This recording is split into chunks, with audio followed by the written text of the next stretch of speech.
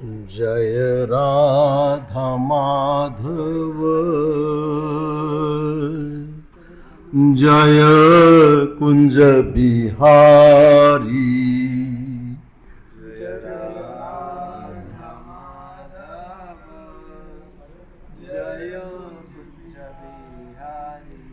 जय गोपीजन वल्लभ गिरिवरधारी।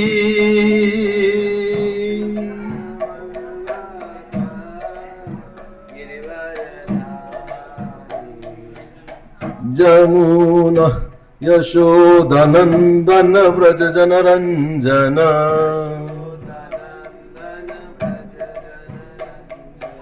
यमुना तीरा वनचारी।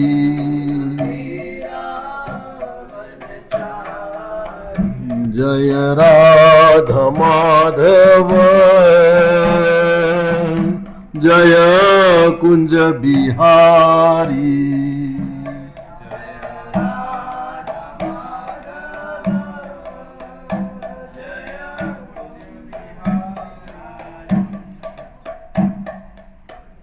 हरे कृष्णा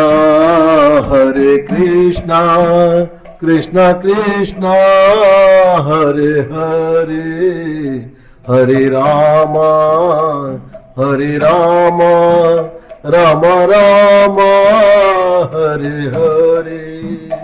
हरे कृष्णा कृष्णा कृष्णा हरे हरे, हरे राम राम राम हरे हरे। हरे कृष्णा कृष्णा कृष्णा हरे हरे, हरे राम राम राम हरे हरे। हरे कृष्णा कृष्णा कृष्णा हरे हरे, हरे राम राम राम हरे हरे। जय प्रभुपदा प्रभुपदा प्रभुपदा जय प्रभुपदा।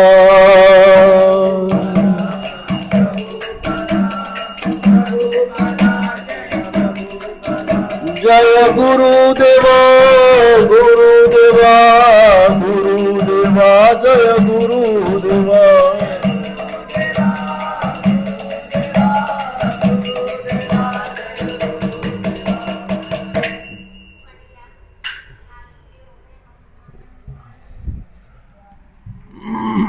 ओम नमो भगवते वासुदेवाय। ओम नमो भगवते वासुदेवाय। प्रभु जी इधर आ जाइए, इधर आ जाइए। बस। ओम नमो भगवते वासुदेवाय।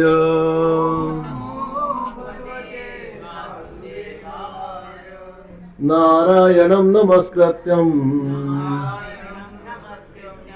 नरं चैवं नरोत्तमं देवीं सरस्वतीं व्यासं ततो जयमुदीरयेत्। नष्टप्रायेषु भद्रेषु नित्यं भागवत सेवया। थोड़ा सा एंगल चेंज कर, उस एंगल पर एंगल चेंज कर थोड़ा सा। हाँ तो इधर। नारायणं नमस्कृत्यं नरं चैवं नरोत्तमं देवीं सरस्वतीं व्यासं ततो जयमुदीरयेत्। नष्टप्रायेषु भद्रेषु नित्यं भागवत सेवया। नष्टप्रायेषु भद्रेषु प्रायेषु भद्रेषु नित्यं भागवत सेवया भागवत सेवया भगवतुत्तम श्लोके उत्तम श्लोके भक्तिर्भवति नैष्ठिकी भवति नैष्ठिकी नष्टप्रायेषु अभद्रेषु प्रायेषु भद्रेषु नित्यं भागवत सेवया भागवत सेवया उत्तम श्लोके भक्तिर्भवति भक्तिर्भवति नैष्ठिकी।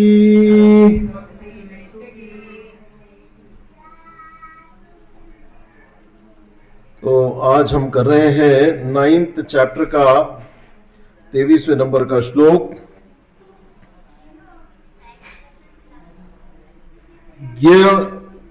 ये अपि अन्य देवता भक्ताः श्रद्धया अन्नविताः ते अपि माम एव कौन्तेय यजन्ति अवधि पूर्वकम।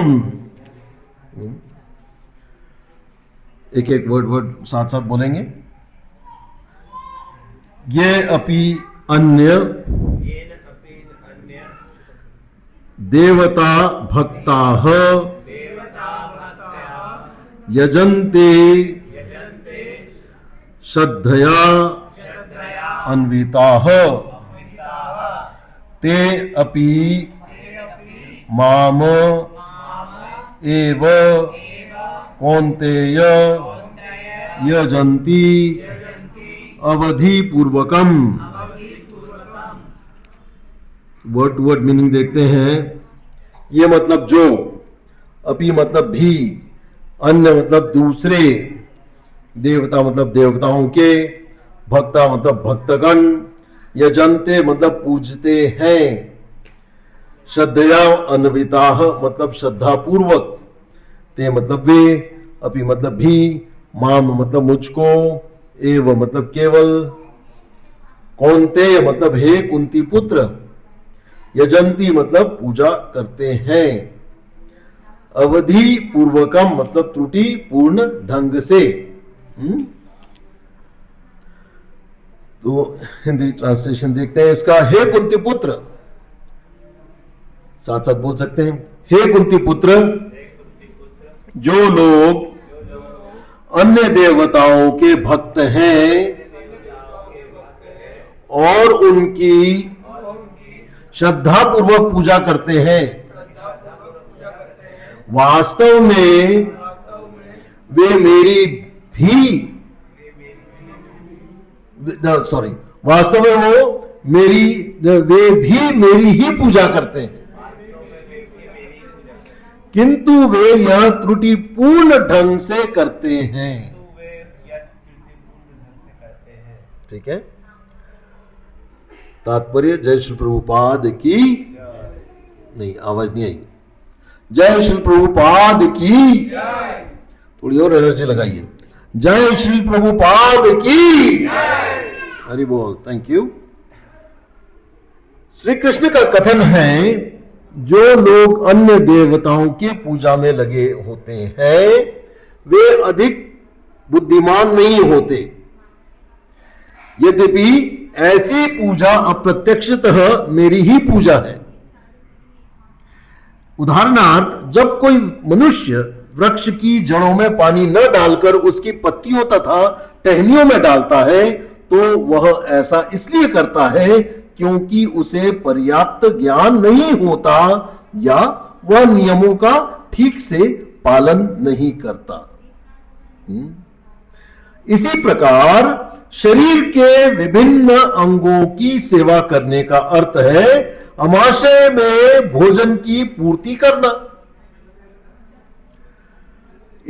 इसी तरह विभिन्न देवता भगवान की सरकार के विभिन्न अधिकारी तथा निदेशक हैं। मनुष्य को अधिकारियों या निर्देशकों द्वारा नहीं अपितु सरकार द्वारा निर्मित नियमों का पालन करना चाहिए। सरकार द्वारा नियमों का पालन करना होता है। इसी प्रकार हर एक को परमेश्वर की ही पूजा करनी होती है। इससे भगवान के सारे अधिकारी तथा निर्देशक स्वतः प्रसन्न होंगे। अधिकारी तथा निदेशक तो सरकार के प्रतिनिधि होते हैं, अतः इन्हें घूस देना अवैध है।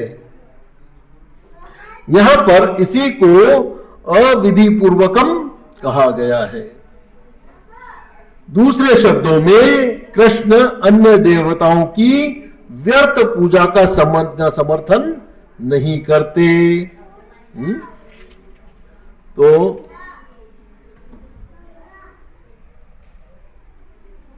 हरे कृष्ण, मंगलाचरण करके फिर कंटिन्यू करेंगे हम आगे, ठीक है। ओम अज्ञान तिमिरन्धस्य ज्ञानांजना शलाकया चक्षुरुन्मीलितं येन तस्मै श्री गुरुवे नमः। श्री चैतन्य मनोभीष्टम स्थापितं येन भूतले स्वयं रूप कदा मह्यं ददाति स्वपदान्तिकम्।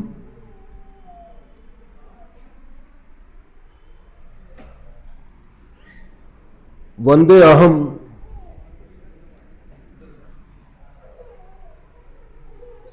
श्री रूपम, वंदे अहम श्री गुरुम श्री उद्पत कमलम श्री गुरुन वैष्णवाश्चम श्री रूपम साग्र जातम सगन रघुनाथ विंतम तम सजीवम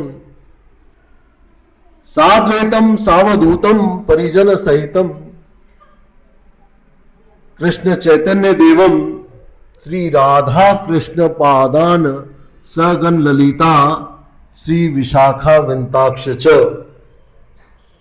नमो विष्णुपादाय कृष्ण पृष्ठाय भूतले श्रीमते भक्ति वेदांत स्वामिन इति नामिने।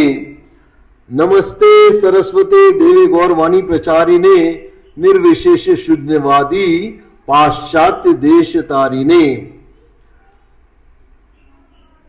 नमो विष्णुपादाय कृष्ण पृष्ठभूतले श्रीमते भक्ति नामिने। नमो विष्णुपादाय कृष्ण पृष्ठभूतले श्रीमते भक्ति वैभव स्वामी श्रीमन नामन प्रभु इति नामिने। हे कृष्ण करुणा सिंधु दीन बंधु जगतपते गोपेश गोपिका कांता राधा कांता नमोस्तुते। तप्त कांचन गौरांगी राधे वृंदावनेश्वरी वृष भानु सुते देवी प्रणमामि हरि प्रिये। वांछा कल्पतरुभ्यश्च कृपा सिंधु भयवच पतिता नाम पावनेभ्यो वैष्णवेभ्यो नमो नमः।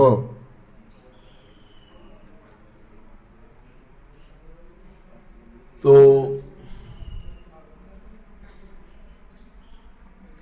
मुखम करोति वाचालम पंगुम लंघयति गिरिम यत् कृपा तम हम वंदे परमानंदम माधवम। श्री श्री राधा गोविंद जी, श्री जगन्नाथ बलदेव सुभद्रा माता, नेताई गौरांगा, मेरे दीक्षा गुरु, मेरे शिक्षा गुरु एवं मेरे समस्त वरिष्ठ वैष्णव जन के चरणों का आश्रय लेते हुए भगवान के महती लीला के कुछ अंश पे चर्चा करने का प्रयास करते हैं। श्लोक का पाठ एक बार पुनः दोहराता हूं। भगवद गीता 9 चैप्टर का 23वां नंबर का श्लोक है और इस श्लोक में भगवान मुख्य रूप से जो समझा रहे हैं हमें कि हे कुंती पुत्र, मतलब कुंती पुत्र के माध्यम से हमें समझा रहे हैं जो लोग श्रद्धा से अन्य देवताओं की पूजा करते हैं वे वास्तव में मेरी ही पूजा करते हैं, लेकिन जो अविधि पूर्वकम करते हैं अर्थात सही विधि से नहीं करते। तो ये इसका संदर्भ अगर अपन जाने कि राज विद्या राजगुह्य योग जो 9वां चैप्टर है, यह अध्याय गीता का हृदय है। भगवान यहां 3 बातें स्पष्ट करते हैं। नंबर 1, कृष्ण सर्वश्रेष्ठ परमेश्वर है। नंबर 2, भक्ति सर्वोच्च साधन है। नंबर 3, सभी धार्मिक प्रक्रियाओं का लक्ष्य कृष्ण ही है। ठीक है, तो देवताओं की पूजा कृष्ण की अप्रत्यक्ष पूजा है। यद्यप्यंत देवता भक्ता, मतलब जो लोग अन्य देवताओं के भक्त हैं, यजन्ते श्रद्धा यान्विताः, मतलब और उनकी श्रद्धा पूर्वक पूजा करते हैं, ते अपि माम एव कौन्तेय, मतलब हे कुंती पुत्र, वास्तव में वे मेरी ही पूजा करते हैं। यजन अंत विधि अपूर्वकम, मतलब किंतु वे अप्रत्यक्ष रूप से पूजा करते हैं और अविधि पूर्वक करते हैं। ठीक है, तो इसकी अगर और थोड़ी सी अपन व्याख्या समझे, अर्थात जो भक्त श्री कृष्ण के प्रत्यक्ष भक्ति नहीं करते हैं, वे भी भिन्न भिन्न प्रकार की शरीर के पोषण हेतु जो भी कर्मकांड अथवा भौतिक सुखों के लिए अनुष्ठान आदि करते हैं, वे अप्रत्यक्ष रूप से भगवान की ही उपासना करते हैं। ठीक है, इस दुनिया के समस्त देवता भगवान के ही विभिन्न विभागों के अधिकारी हैं। इसलिए जब मनुष्य किसी देवता की पूजा करता है तो वास्तव में वह उसी परम सत्ता के अधीन कार्यरत है, कार्यरत देवताओं की पूजा करता है। किंतु शास्त्रों के अनुसार देवताओं की पूजा करने की विधि भिन्न है, इसलिए उसे अविधि पूर्वक, मतलब अप्रत्यक्ष पूजा कहा गया है। अतः इस भौतिक जगत में हम सभी के लिए श्रेष्ठ मार्ग है कि हम सीधे भगवान श्री कृष्ण की भक्ति करें। तो ये श्लोक 9, 23, 24 और 25 में एक बहुत महत्वपूर्ण तत्व आता है कि सभी की पूजा समान नहीं है। ठीक है, तो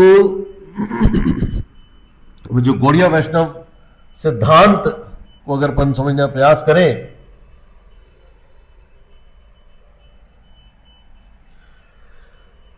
तो एकले ईश्वर कृष्ण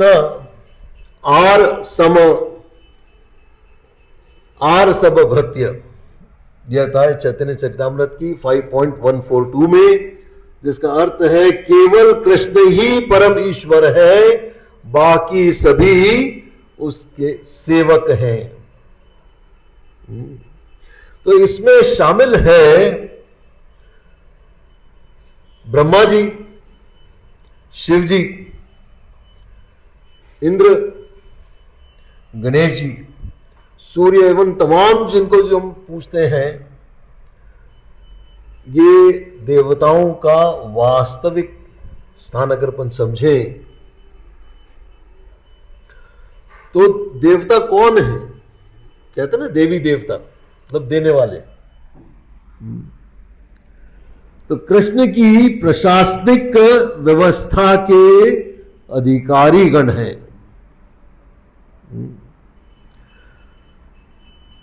जैसे सरकार में जल विभाग होता है, बिजली विभाग होता है,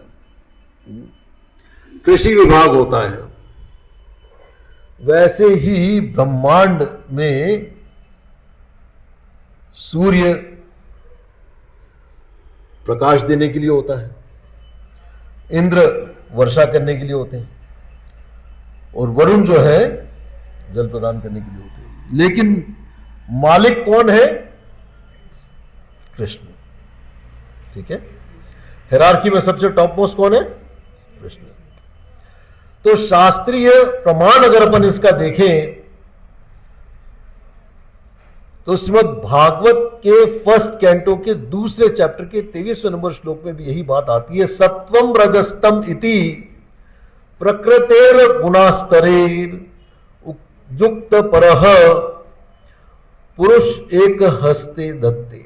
मतलब एक परम पुरुष भगवान ही सभी देवताओं को शक्ति देते हैं। ठीक है,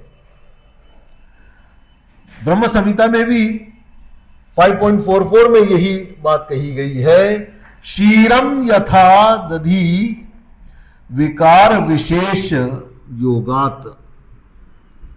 जैसे दूध दही बनता है वैसे ही भगवान की शक्ति से देवता कार्य करते हैं। लेकिन दही से दूध बन सकता है क्या? नहीं। ठीक है, तो मुख्य बात हमको यह समझने की है, अविधि पूर्वकम।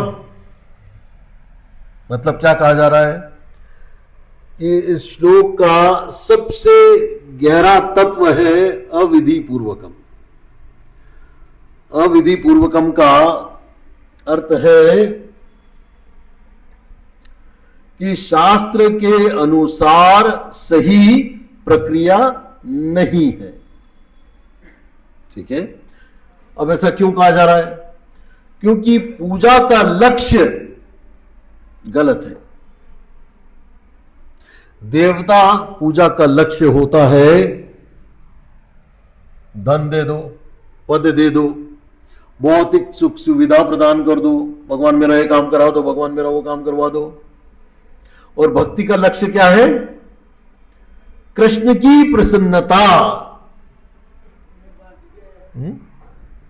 जब हम भगवान की प्रसन्नता के लिए कोई भी कार्य करते हैं तो श्री प्रभुपाद इसमें व्याख्या करते हैं। अपने पर्पट में श्री प्रभुपाद ने कहा है कि देवता पूजा गलत नहीं है, लेकिन यह अपूर्ण ज्ञान है। यह वैसा है जैसे कोई सरकारी कर्मचारी को खुश करके काम करवाना या काम करवाने की कोशिश करना। घूस देते हैं, लेकिन असली अधिकार किसके पास है? कृष्ण के पास। तो प्रधान अधिकारी के पास हम अगर जाएंगे तो हमें कहीं और जाने की जरूरत नहीं पड़ेगी। और हम देवताओं के पास जाते क्यों हैं? कामनाओं की पूर्ति के लिए। 7वें चैप्टर के 20वें श्लोक में भी आता है, कामेस्ते त्रयत ज्ञानः प्रपद्यन्त वताः। जिनकी बुद्धि भौतिक इच्छाओं से ढकी हुई होती है वे अन्य देवताओं की पूजा करते हैं। इसका अर्थ यह है कि जो हमारे भौतिक कामनाओं के जो आवरण चढ़े होते हैं, तो देवताओं की पूजा करने का मूल कारण क्या है? कामनाएं, डिजायर्स, इच्छाएं। और फल का अंतर क्या आता है? भगवान आगे स्पष्ट करते हैं, 9.25 में स्पष्ट करेंगे कि देवता भक्त देवताओं के पास जाते हैं, पितृ भक्त पितरों के पास जाते हैं। और लेकिन मदभक्त यान्ति माम अपि, मेरे भक्त मेरे पास आते हैं। तो महत्वपूर्ण सिद्धांत देवता पूजा का फल अस्थाई होता है, भक्ति का फल शाश्वत होता है। ठीक है, तो श्रीमद् भागवत का सिद्धांत है, श्रीमद् भागवत के 4th कैंटो के 31वें चैप्टर के 14 नंबर का श्लोक आता है, यथा तरुण मूल निशेष नयन तृप्यंती तत् कंद भुजो पशाखा। जैसे पेड़ की जड़ में पानी देने से सभी शाखाएं संतुष्ट हो जाती हैं, वैसे ही कृष्ण भक्ति से सभी देवता संतुष्ट हो जाते हैं। ठीक है, तो गोवर्धन लीला का एक व्यवहारिक उदाहरण अपन अगर समझें तो वृंदावन में लोग हर साल इंद्र की पूजा किया करते थे। तो कृष्ण ने पूछा क्यों पूजा करते हैं? तो नंद महाराज ने कहा कि इंद्र वर्षा प्रदान करते हैं। तो कृष्ण ने कहा हमें इंद्र की पूजा नहीं करनी चाहिए, जो उनका काम है। हमें पूजा करनी चाहिए गोवर्धन की। इससे सिद्ध होता है कि इंद्र भी कृष्ण के अधीन है। तो वैष्णव दृष्टिकोण अगर अपन इसके संदर्भ में अगर अपन समझें कि वैष्णव क्या कहते हैं कि देवताओं का अपमान नहीं करते हैं, ठीक है, बल्कि उन्हें भगवान के महान भक्त के रूप में सम्मान देते हैं। जैसे शिव जी सबसे महान वैष्णव हैं। वैष्णवानाम यथा शंभु। तो इस पूरी बात का अपन निष्कर्ष अगर निकालें कि भक्ति का सर्वोच्च सिद्धांत पे अगर अपन चर्चा करें तो इस श्लोक का अंतिम संदेश, सबसे मुख्य संदेश क्या निकल करके आता है कि सब देवी देवताओं का सम्मान करो, लेकिन भक्ति केवल कृष्ण की करो। क्यों? क्योंकि कृष्ण ही सभी देवी देवताओं के स्वामी हैं। और जाना भी है तो उनसे मांगना क्या है? भगवान की भक्ति मांगना है। तो भगवान स्वयं कहते हैं 18 चैप्टर के 66 नंबर श्लोक में, सर्वधर्मान परित्यज्य माम एकम शरणम व्रज अहम त्वाम सर्व पापेभ्यो मोक्षयिष्यामि मा शुच। डरो मत, मेरी शरण में आओ, मैं तुम्हारे सभी पापों को नष्ट कर दूंगा, माफ कर दूंगा। तो यदि हम जीवन में शांति चाहते हैं, कृष्ण का प्रेम चाहते हैं, भगवान की सेवा करना चाहते हैं, तो हमें केवल एक कार्य करना है, कृष्ण को अपने जीवन का केंद्र बनाना है। ठीक है, सेंटर में कौन होना चाहिए? भगवान कृष्ण। मन मना भव मद भक्तो मद्याजी माम नमस्कुरु। तो हमें केवल एक कार्य करना है, कृष्ण भक्ति नित्य और निरंतर। Always remember Krishna and never forget Krishna. बहुत महत्वपूर्ण बात है, भगवान ने एक ही श्लोक, मतलब एक ही बात को दो अलग अलग श्लोकों में कहा है।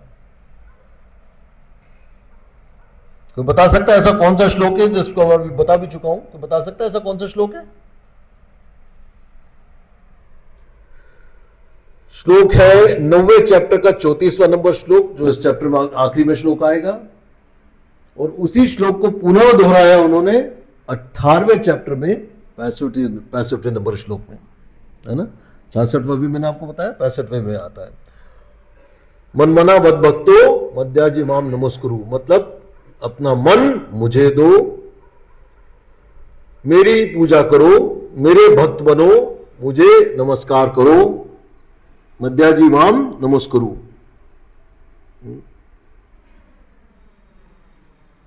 ये बात मैंने जब महाभारत सीरियल आया था, जब मैंने सुना तो मैंने कह रहे ये कैसे बोल रहे हैं भगवान, मेरी पूजा। तो उस समय इतनी समझ नहीं थी कि भाई जो अथॉरिटी है वो तो यही कहेगा ना, है ना। तो ये अथॉरिटेटिव स्टेटमेंट देने वाला अथॉरिटी ही ये स्टेटमेंट ऐसे दे सकता है ना। तो ये एक ही श्लोक दो जगह दो बार भगवद गीता में भगवान ने बताया है, मेरी भक्ति करो, अपना मन मुझे दो, मुझे नमस्कार करो, मेरे भक्त बनो, है ना। तो ये सबसे महत्वपूर्ण बात हमको समझना चाहिए, इस हायरार्की को हमको समझना चाहिए। हम किसी भी देवी देवता के पास अगर जाते भी हैं तो हमें केवल और केवल भगवान की भक्ति मांगना है। इसमें एक बहुत सुंदर कथा आती है, कोई जानता है? एक बहुत सुंदर भजन है, वो भजन कुछ इस प्रकार है, वैष्णव जन तो तेने कहिए रे, जे पीर पराई जाने रे, पर दुख उपकार करे सोए, मन अभिमान न माने रे, वैष्णव जन तो तेने कहिए। वो बता सकता है ये भजन किसने लिखा है? ये भजन लिखा है नरसिंह मेहता जी ने, ठीक है। और वो इतने बड़े भक्त हुए कि अपने समय में 54 बार भगवान ने उनको स्वयं आकर के स्वयं उनकी आके मदद करी। तो हुआ कुछ यूं कि उनके बचपन में उनके माँ बाप उनको छोड़ गए थे, वो अपने भैया भाभी क्या रहते थे और कुछ करते धरते नहीं थे, केवल भजन कीर्तन करना बस। तो भाभी ने एक दिन उनको डांट फटकार के घर से भगा दिया, घर छोड़ के चले गए। तो शिव जी के मंदिर में जाके रहने लगे और शिव जी की भक्ति करने लगे। शिव जी प्रकट हुए, क्या चाहते हो? बोले शंकर। वो तो तुरंत 7 दिन में प्रकट हो गए। भगवान की भक्ति मांगना चाहता हूं, भगवान की भक्ति मुझे प्रदान करें। तो शिव जी से क्या मांगना है? भक्ति मांगना है, ठीक है। तो ये वरिष्ठ भक्तों ने, पूर्व भक्तों ने किस प्रकार से भक्ति करी है, हमने भगवान भक्तों के भक्त को बहुत पसंद करते हैं, समझ आए? तो ये बहुत जरूरी बात है, इस सिद्धांत को समझना बहुत जरूरी है कि एक और ऐसी प्रकार को वो आता है कि नरसिंह मेहता जी जो है अपने उनके घर में श्राद्ध का कार्यक्रम था उनके पिताजी का। तो पत्नी ने कनस्तर दिया कि इसमें घी ले आओ। तो घी लेने निकले और घर से बाहर निकले और वो मंडली गा रही थी कीर्तन करते हुए। उस मंडली में शामिल हो गए, सुबह से लेकर शाम हो गई, याद ही नहीं रहा गए काय के लिए थे घर से बाहर। वापस घर आए तो देखा सारा कार्यक्रम खत्म हो चुका है, पब्लिक जा चुकी है। तो पत्नी ने कहा कि कहाँ थे सुबह से? तो बोले मैं तो कीर्तन करने गया था, कीर्तन करके आ रहा हूँ, रोज वही करने जाता हूँ, आज वही करके आया। अरे बोले घी लेने भेजा था। तो बोले लोग गए, बोले हाँ पर घी तो आ गया, घी तो आपने किसी हाथ पहुंचवाया था ना। बोले कौन दे के गया? उन्होंने जब वर्णन किया तो समझ में कि बाप रे, कृष्ण भगवान स्वयं घी पहुंचा के चले गए। तो ऐसे कई सारे वृतांत हैं, लगभग 54 बार जो है, मतलब वो अपने आप में, मतलब उनके बारे में बात करूं, मेरे YouTube चैनल पे उनके पूरी कथा है, 20-25 मिनट का है। तो काफी सारे वृतांत हैं उनके, और लगभग ऐसा कहा जाता है कि कुछ 54 बार नरसिंह मेहता जी के लिए प्रकट हुए भगवान, और 52 बार मीराबाई के लिए प्रकट हुए थे। ठीक है, तो खैर समय हो चला है, 5 मिनट 3-4 मिनट है। किसी का कोई प्रश्न हो तो बहुत बहुत स्वागत। वांछा कल्पतरुभ्यश्च कृपा सिंधुभ्येव च पतिता नाम पावनेभ्यो वैष्णवेभ्यो नमो नमः। किसी का कोई प्रश्न हो तो बहुत बहुत स्वागत है। धन्यवाद।